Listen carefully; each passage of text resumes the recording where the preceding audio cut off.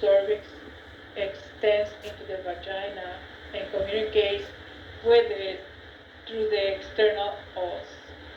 The fusiform cervical canal extends from the isthmus of the uterine body to the external os of the uterus. The cervical canal is broadest at its middle part and communicates with the uterine cavity through the internal os and with the vaginal through the external os. The ligament of the ovary attached to the uterus posterior-inferior to the utero-tubal junction, the round ligament of the uterus attaches antero-inferiorly to this junction. Perimetrium, the outer serous coat, consists of peritoneum supported by a thin layer of connective tissue. The myometrium, the middle muscular coat, becomes greatly distended during pregnancy. The main branches of the blood vessel and nerves of the uterus are located in the myometrium. The endometrium, the inner mucous coat, is firmly adherent to the underlying myometrium. The amount of muscular tissue in the cervix is markedly less than in the body of the uterus. The cervix is mostly fibrous and is composed mainly of collagen with a small amount of smooth muscle and elastin. The broad ligament of the uterus is a double layer of peritoneum that extends from the sides of the uterus to the lateral walls and floor of the pelvis. The broad ligament assists in keeping the uterus in position. The two layers of the broad ligament are continuous with each other at a free edge that surrounds the uterine tube. Laterally, the perineum of the broad ligament is prolonged superiorly over the vessel as the suspensory ligament of the ovary. The ligament of the ovary lies posterior-superiorly, and the round ligament of the uterus lies antero-inferiorly between the layers of the broad ligament. The part of the broad ligament by which the ovary is suspended is the mesovarum. The part of the broad ligament forming the mesentery of the uterine tube is the mesosalpinx. The major part of the broad ligament, the mesentery of the uterus, or mesometrium, is below the mesosalpinx and mesovarum. The uterus is a dense structure located in the center of the pelvic cavity. The principal supports of the uterus holding it in its position are both passive and active. The dynamic support is provided by the pelvic diaphragm. Its tonus during sitting and standing, and active contraction during periods of increased intra-abdominal pressure, sneezing, coughing, is transmitted to the uterus throughout the surrounding pelvic organs and the endopelvic fascia in which they are embedded. Passive support of the body of the uterus is provided by the position of the uterus. The way in which the normally anteverted and anteflexed uterus rests on top of the bladder. When intra-abdominal pressure is increased, the uterus is pressed against the bladder instead of being pushed through the vagina, as a tendency will be if the uterus were upright over the vagina. The cervix is the least mobile part of the uterus because of the passive support provided by attached condensation of endopelvic fascia, which might contain smooth muscle. The transverse cervical cardial ligament extends from the cervix and lateral parts of the fornix of the vagina to the lateral wall of the pelvis. The uterosacral ligament passes superiorly and slightly posteriorly from the sides of the cervix to the middle of the sacrum. They are palpable during a rectal examination. Together, these passive and active supports keep the uterus centered in the pelvic cavity and resist the tendency for the uterus to fall or be pushed through the hollow tube formed by the vagina, which is also known as the uterine prolapse. Relations of the uterus. Peritoneum covers the uterus anteriorly and superiorly, except for the vaginal part of the cervix. The peritoneum is reflected anteriorly from the uterus onto the bladder and posteriorly over the posterior part of the fornix of the vagina to the rectum. Anteriorly, the urinary body is separated from the urinary bladder by the vesico-uterine pouch, where the peritoneum is reflected from the uterus onto the posterior margins of the superior surface of the bladder. The urinary body posteriorly and supravaginal part of the cervix separate from the sigmoid colon by a layer of peritoneum and the peritoneal cavity, and from the rectum by the recto-uterine pouch. Laterally, the uterine artery crosses the ureter superiorly near the cervix. Making a summary of the relations of the uterus, we end up saying that anteriorly, the vesico-uterine pouch and superior surface of the bladder. The supravaginal part of the cervix is related to the bladder and is separated from it only by fibrous connective tissue. And by the posterior side, the recto-uterine pouch containing loops of intestine and the anterior surface of rectum, only the visceral pelvis fascia provides support against increased intra-abdominal pressure. And laterally, the peritoneal broad ligament and fascia transverse cervical ligaments and ureters. The ureter run anteriorly slightly superior to the lateral part of the vaginal fornix and inferior to the uterine arteries, usually approximately 2 centimeters lateral to the supravaginal part of the cervix. The arterial supply of the uterus. The blood supply of the uterus derives mainly from the uterine arteries, with an additional supply from the ovarian arteries. The venous and lymphatic drainage of the uterus. The uterine vein enters the broad ligament with the arteries and forms a uterine venous plexus on each side of the cervix. Veins from the uterine plexus drain into the internal iliac veins. The uterine lymphatic vessels follow 3 main routes. Most vessels from the fundus pass to the lumbar lymph nodes. Some vessels to the external iliac lymph nodes.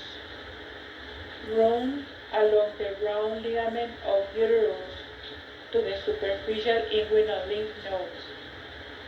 The other is when the vessels from the uterine body passes within the broad ligament to the external iliac lymph nodes.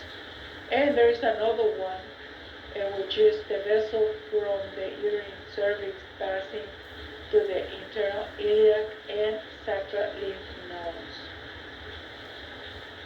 The innervation of the uterus are as follows. Nerves to the uterus are derived from the uterovaginal plexus, which goes with the uterine artery at the junction of the base of the peritoneal broad ligament, and superiorly part of the fascia transverse cervical ligament. The uterovaginal plexus is one of the pelvic plexuses extending to pelvic viscera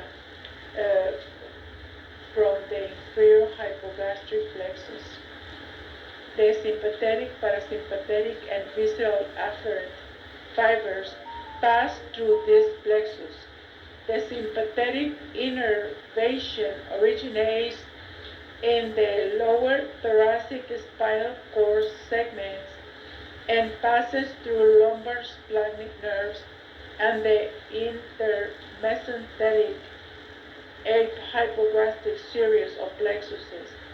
The parasympathetic innervation originates in the S2 through S4 spinal cord segments and passes through the pelvic splanchnic nerves to the inferior hypogastric uterovaginal plexus.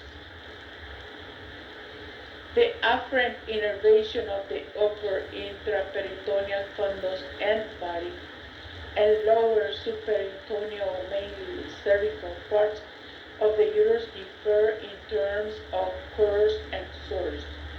Afferent fibers conducting pain impulses from the intraperitoneal uterine fundus and body follows the sympathetic innervation retrogradely, passing through the uterovaginal inferior and superior hypogastric and intermesenteric plexuses, and then through the lumbar splanchnic nerves. Lumbar sympathetic trunks and gray rami communicates to rich cell bodies in the lower thoracic upper lumbar spinal ganglia. Afferent fibers conducting pain impulses from the subperitoneal uterine cervix and includes all afferent fibers from the uterus not concerned with pain. Follow the parasympathetic fibers retrogradely throughout the uterovaginal and inferior hypogastric plexuses and pelvic splanchnic nerves to reach cell bodies in the spinal ganglia of S2 through S4. The pelvic fascia is connective tissue occupying all the space between the membranous peritoneum and the muscular pelvic wall and floor not occupied by pelvic organs. This layer is a continuation of the comparatively thin endoabdominal fascia that lies between the muscular abdominal walls and the peritoneum. Superiorly, traditionally, the pelvic fascia has been described as having parietal and visceral components. This concept is useful only until it gets in the way of understanding or communication. The parietal pelvic fascia is a membranous layer of variable thickness that lines the inner aspects of the muscle, forming the walls and floors of the pelvis. The parietal pelvis fascia, therefore, covers the pelvic surfaces of the obturator internals.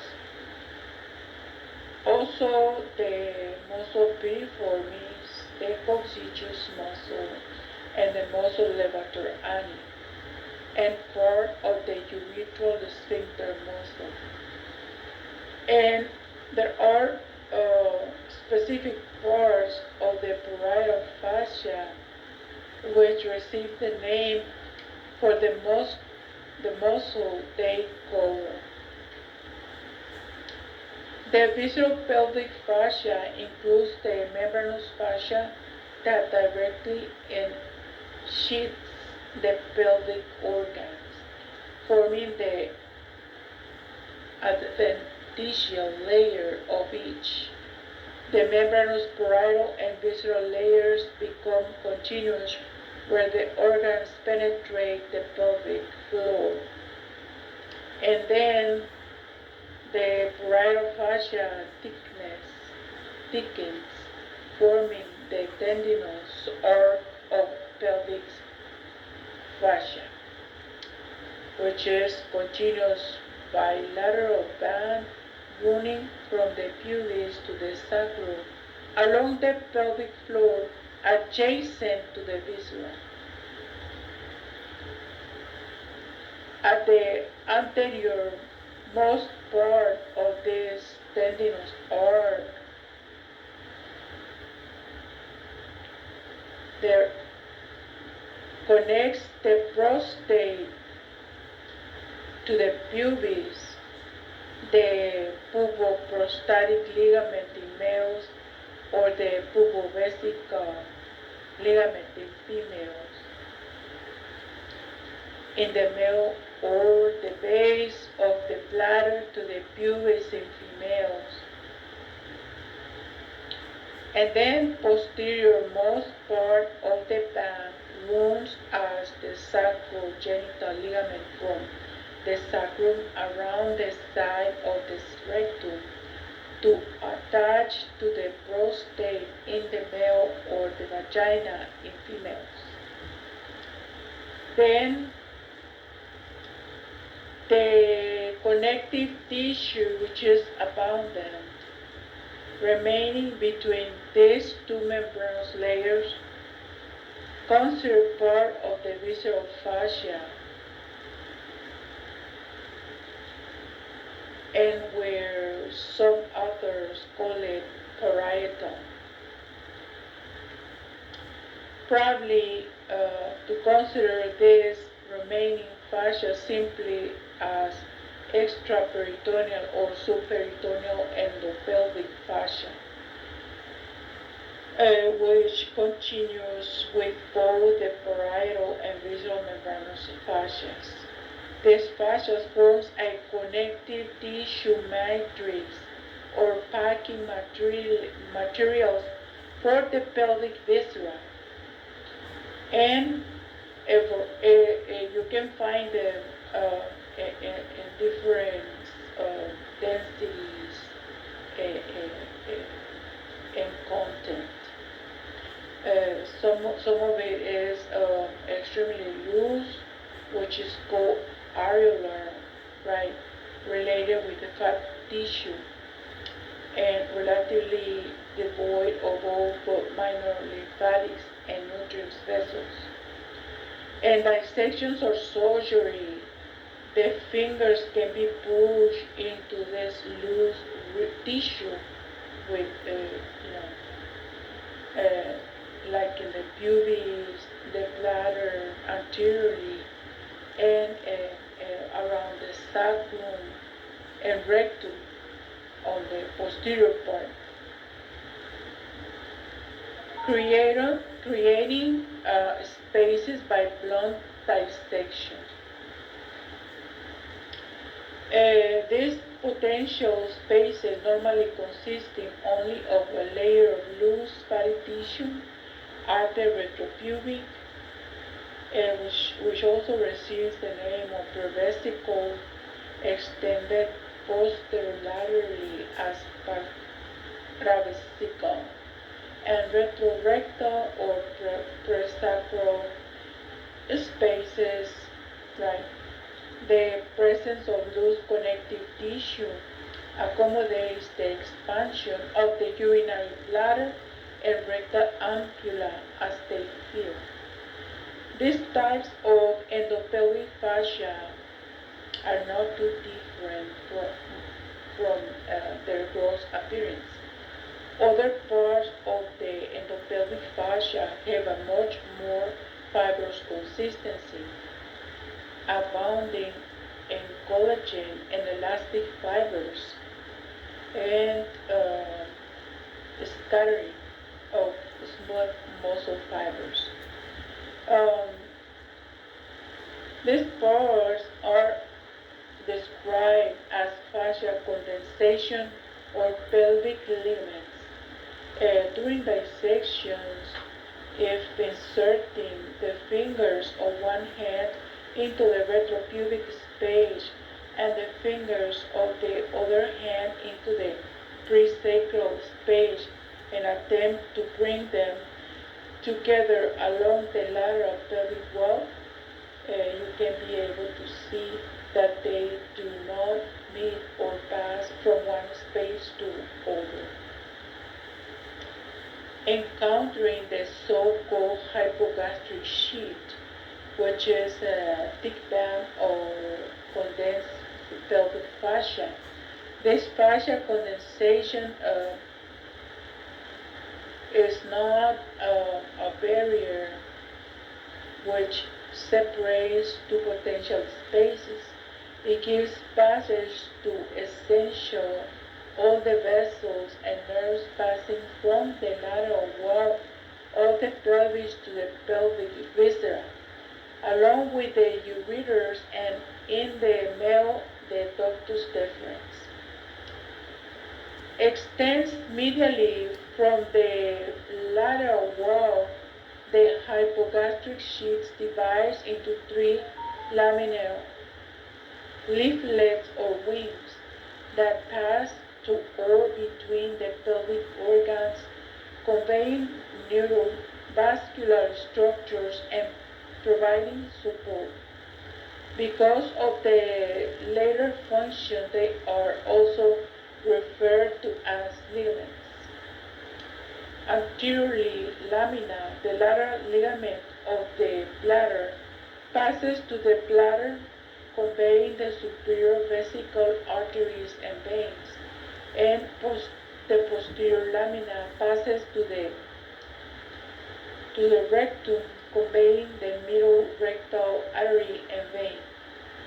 In the male, the middle lamina forms a relative thin fascia position, the rectovesical septum, and between the posterior surface of the bladder and the prostate anteriorly and the rectum posteriorly. In the females, the middle lamina is the most substantial of the three, passing medially to the uterine cervix and vagina as a transverse cervical ligament, also known as the Cardial, also known clinically as the lateral cervical or McEnroe's ligament. In a supermost position at the base of the peritoneal broad ligament, the uterine artery runs transversely towards the cervix, while the uterus passes immediately beneath them as they pass on each side of the cervix towards the bladder.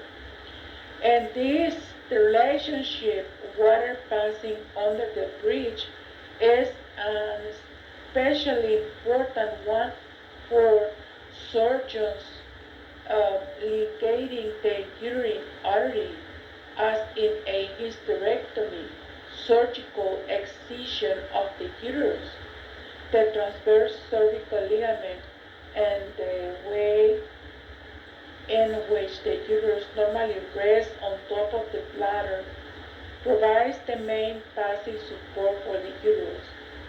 The perineal muscle provides dynamic support for the uterus by contracting during moments of increased intra-abdominal pressure, in the case when people sneeze and when they cough. The passive and dynamic supports together resist the tendency from the uterus to fall or be pushed through the hollow tube formed by the vagina, which is also received the name of uterine prolapse.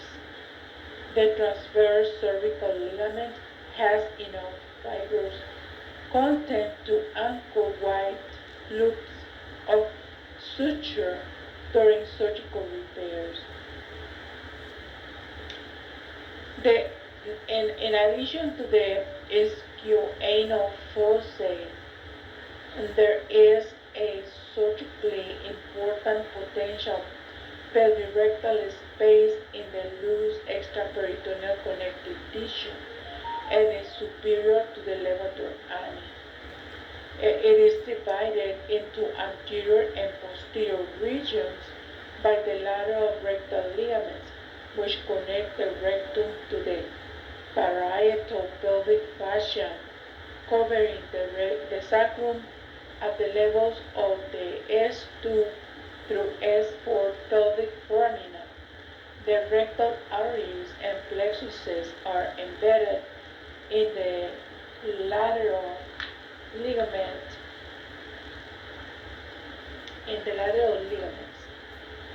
The uterine tools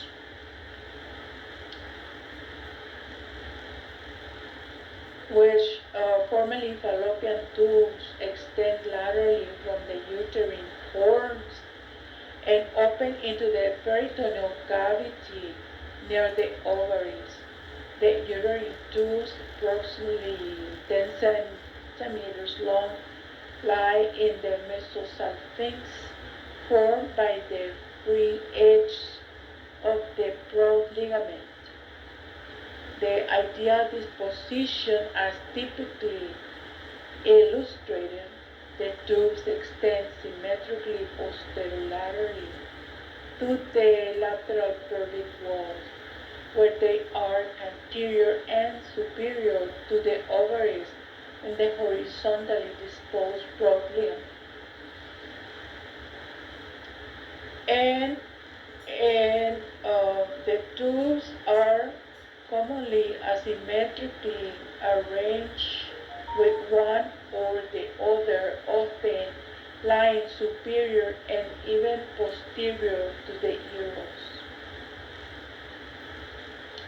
The uterine tubes are divisible into 4 parts from lateral to medial. The infundibulum is the funnel-shaped distal end that opens into the peritoneal cavity throughout the abdominal ostium. The finger-like process of the fimbriated end of the infundibulum, the fimbriae spread over the medial surface of the ovary.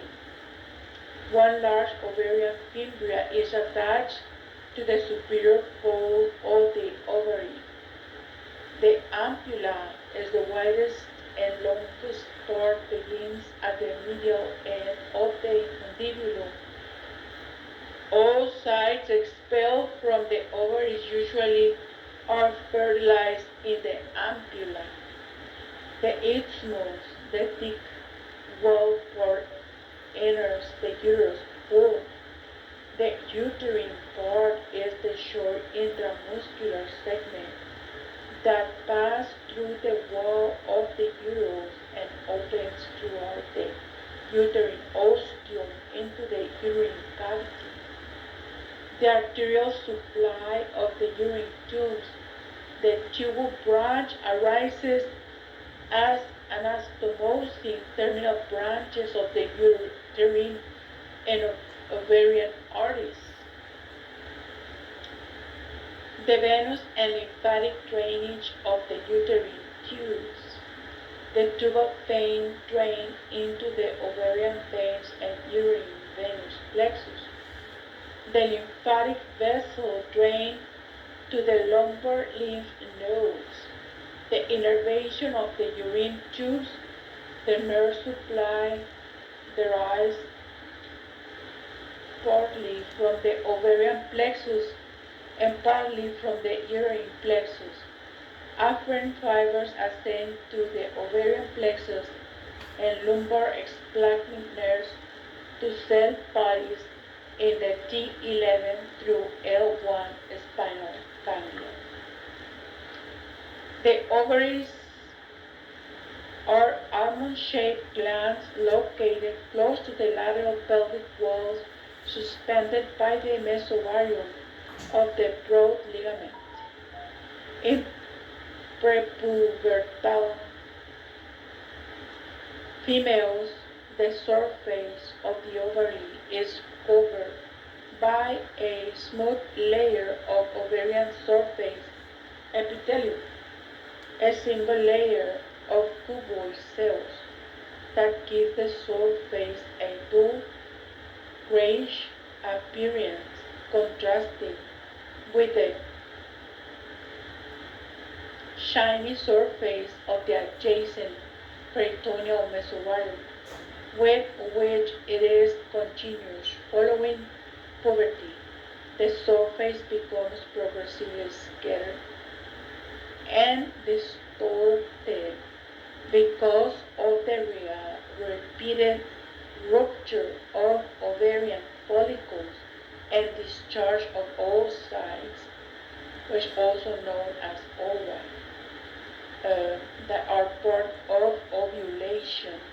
The scarring is less in women who have been taking oral contraceptives that inhibit ovulation. The distal end of the ovary connects to the lateral wall of the pelvis by the suspensory ligament of the ovary. This ligament conveys the ovarian vessels, lymphatic, and nerves to and from the ovary and constitutes the lateral part of the mesovarium of the broad ligament.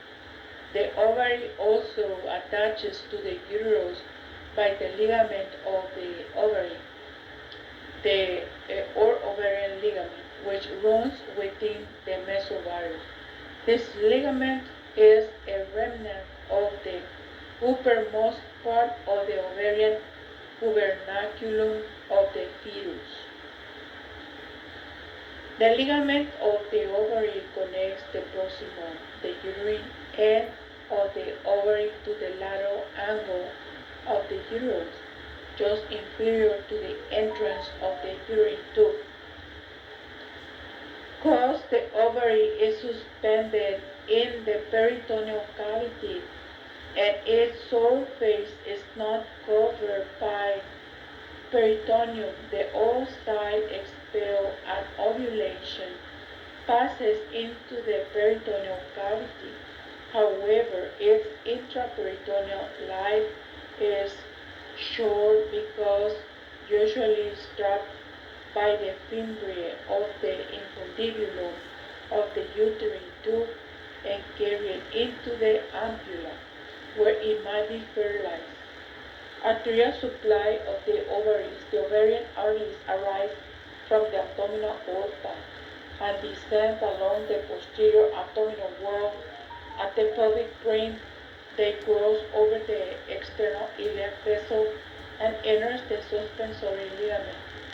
The ovarian artery terminates by bifurcating into ovarian and tubal branches, which pass throughout the mesovarium to the ovary. Both branches anastomose with corresponding branches of the uterine artery. Venous and lymphatic drainage of the ovaries. Veins draining the ovary from a vein like pampiniform plexus or vein into the broad ligament near the ovary and uterine tube. The veins of the plexus merge to form usually a singular ovarian vein, which leaves the lesser pelvis with the ovarian artery. The right ovarian vein ascends to enter the inferior vena cava. The left ovarian vein drains into the left renal vein.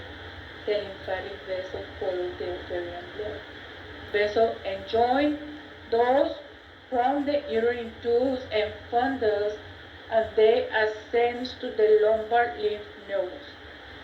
Innervation of the ovaries. Sympathetic and afferent fibers reach the ovarian plexus by descending along the ovarian vessel and via communication from the pelvic uterovaginal plexus. Parasympathetic fibers from the pelvic splanchnic nerves also utilize the later route. The afferent fibers from the ovary enters the spinal cord through T10 and T11 nerves. The rectum is the part of the alimentary tract continuous proximally with the sigmoid colon and distally with the anal canal. The rectosigmoid junction lies anteriorly to the S3 vertebrae. At this point, the tinier of the sigmoid colon spread out to form a continuous outer longitudinal layer of smooth muscle, and the fatty omental appendices are discontinued. The rectum follows the curve of the sacrum and coccyx, forming the sacral flexure of the rectum. The rectum ends anteroinferior to the tip of the coccyx by turning sharply posteriorly. The anorectal flexure as it perforates the pelvic diaphragm, levator anus, to become the anal canal. The roughly 80 degrees anorectal flexure is an important mechanism for fecal continence, being maintained during the resting state by the tonus of the pubis rectalis. Muscle and its active contraction during peristaltic contractions if defecation is not to occur, with the flexures of the rectosigmoid junction superiorly and the anorectal junction inferiorly. The rectum has an S shape when viewed laterally. As viewed anteriorly, the rectum demonstrates three sharp lateral flexures, which is the superior, the intermediate, and the inferior, because of the presence of three internal infoldings, which are also called transverse rectal folds of the mucous and submucous coats, overlying thickened part of the circular muscle layers of the rectal wall. The dilated terminal parts of the rectum lying directly above and supported by the pelvic diaphragm, which is also called levator anus, and anacoccygeal ligament, is the ampulla of the rectum. The ampulla receives and holds an accumulating fecal mass until it is expelled during defecation. The ability of the ampulla to relax to accommodate the initial and subsequent arrival of fecal material is another essential element of maintaining fecal continence.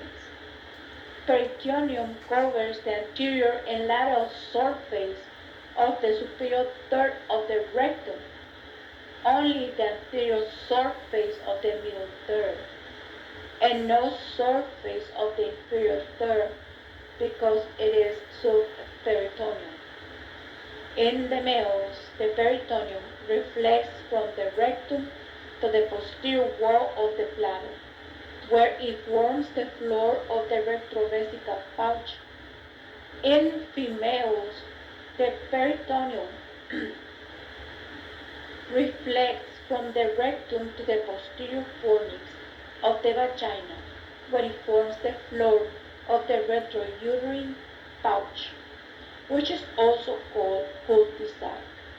In both sexes, lateral reflections of peritoneum from the superior one-third of the rectum form pararectal foci, which permit the rectum to distend as it fills with feces.